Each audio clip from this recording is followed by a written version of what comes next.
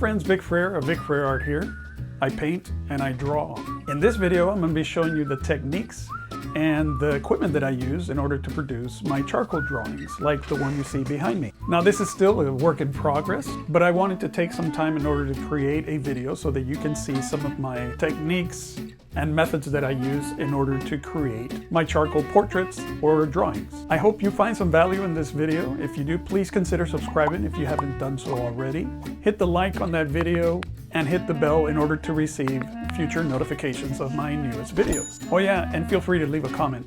As always, thank you for watching. Peace.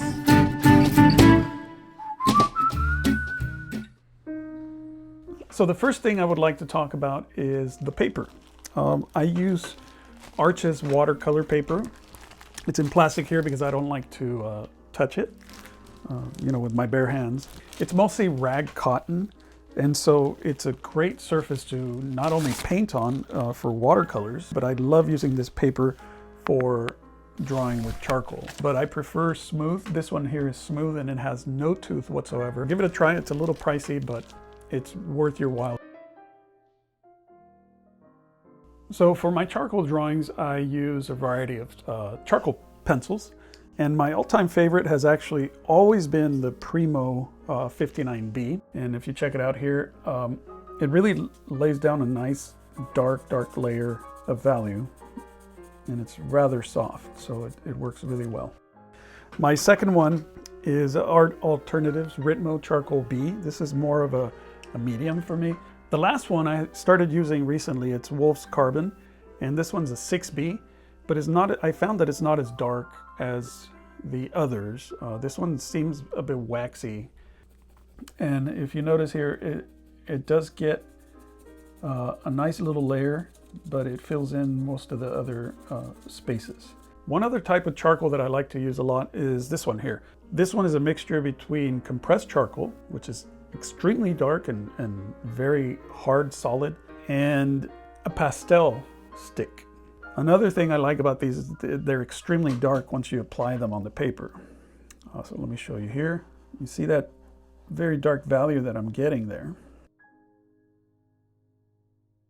Now let's talk pencil sharpeners. I typically sharpen my pencils with a blade, but pencils is a little bit laborious because sometimes they snap as I'm doing it, and it gets to be really annoying. So I gave in and I started using pencil sharpener.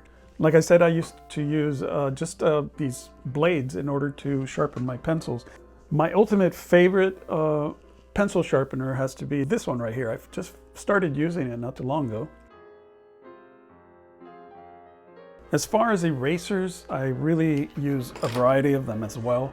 I use the gummy ones, or these kneaded erasers. The beautiful thing about these bad boys is that you can shape them to any shape that you wish, and it's really good for picking up charcoal in order to create illusions. Now I do use the other types. For instance, this one, I really like this one by Moo. The reason I like it is because when you erase, like for instance this clickable one that I really use a lot as well, when you erase you get some leftover stuff, right? If you notice right there, this area. Now, this is like the ultimate one, and this one I usually reserve for like the larger areas that I need to erase. So if I'm erasing a larger area, and the reason is because those dregs are larger and they come off easier, right? And for me, the essential one is this eraser by Mono. It's a Japanese company and it's clickable. And this one is really good for getting into those very tight spots. So for instance, let's say I want to erase right here a little tiny line. What I like to use for those dregs that I've been talking to you about is this Architect's brush, okay? And the bristles are large enough that they won't really damage your drawing. So what I do so I don't have to touch the paper with my hands is I use these stumps. They work really well to work that charcoal into the paper, but also you can create some nice effects, very soft effects if you kind of use the side of it.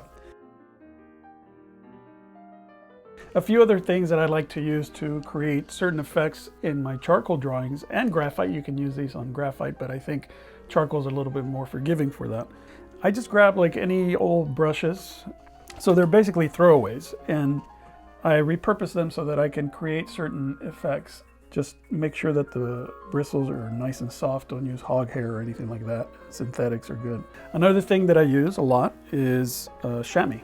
This one's very well used. I think I've had this for over, I want to say at least 6 years. I usually use it for blending or for moving the charcoal around. Also, you can use cotton balls. I've used Q-tips.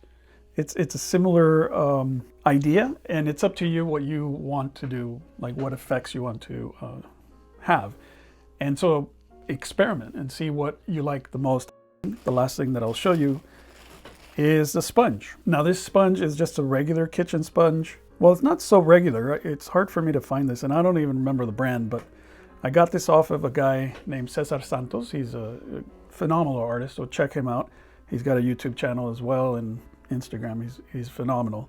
You buy this kitchen sponge where you have that rough part. I don't use that one, and I took this from him, and he uses this side, which is very soft, and it's beautiful for moving that charcoal around. If you notice, it's also a good eraser. So let's say you don't like that area, you can come along and just erase it.